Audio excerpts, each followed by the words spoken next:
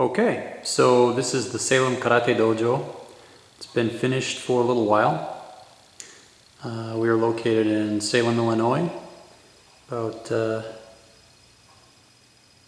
same latitude line as St. Louis and due east. This used to be a garage, and it's changed a lot since November, when I began this project by insulating the roof and the attic space. There's a back door out to my deck in the back, and this thing in the corner for shoes, big shoe rack, is it's an old chest of drawers, really cheapo bargain basement value city type of thing that I just veneered and trimmed out, painted, and works real well. Place to hang clothes up in the back. And then this shelf, this cupboard here against the wall, I just added corkboard to it and a dry erase board surface to the front of it.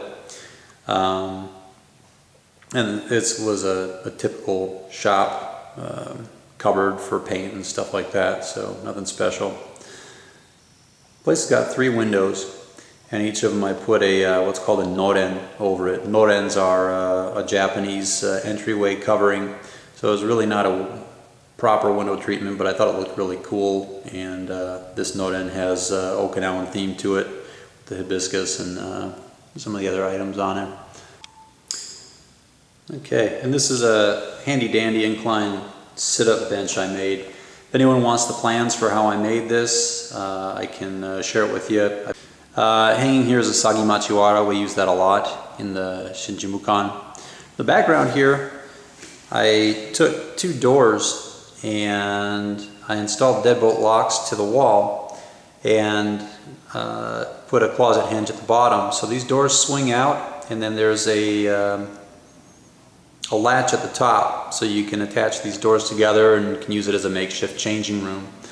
Alternately, I can remove the doors and screw table legs to the bottom, and a lot of times when you have guest instructors, everyone will sit around the dojo after training and have a drink and some snacks, and we sit on the floor at the table and enjoy ourselves.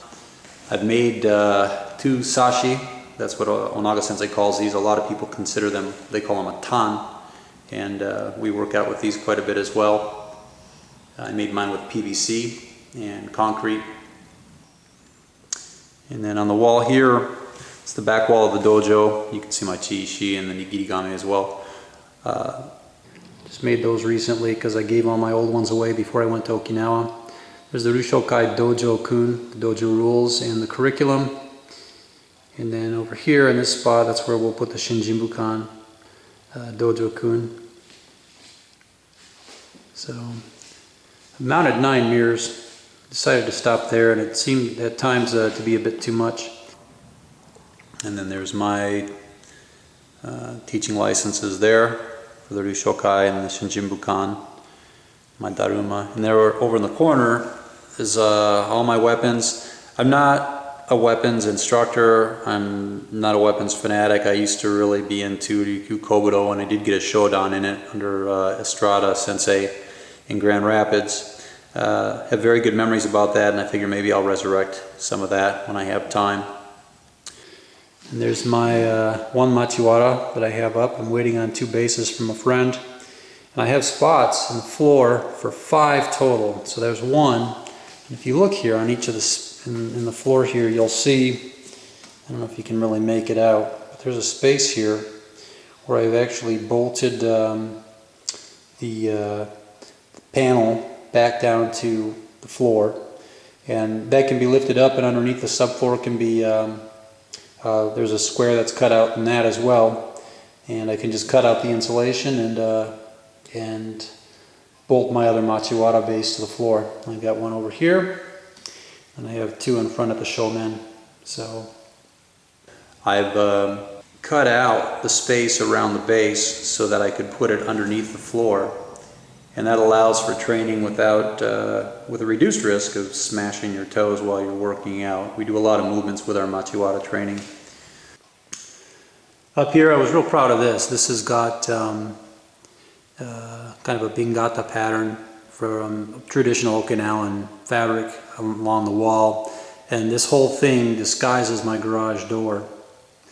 So took a little bit of thought and ingenuity. I went through a couple different phases. No one outside, if they're driving by, would even know that this karate dojo exists in here.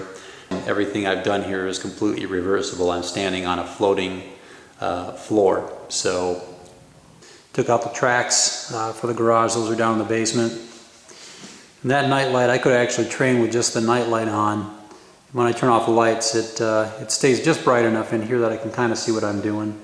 And it's a good way to train, actually. Anyway, the floor is finished. The floor feels great and very smooth, great to train on. I'm now looking for training partners and or students, and anyone that wants to come out and wants to learn about Rushokai Goju-ryu or Shinjinbukan Shorin-ryu. Be happy to share what I know, and we'll have a good time, learn a lot, and train hard. Thanks a lot.